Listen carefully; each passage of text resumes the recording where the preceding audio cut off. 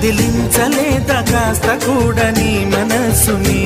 పరదాలు దాటి ఒక్కసారి పలకరించవేమి అందరినీ ఇలా వెంటపడి అడగాల సరదాగా నువ్వే ఎదురైతే సరిపోదా ఇతరపోతున్న రాత్రి నడిగా గుడికి చేరిన గువ్వల నడిగా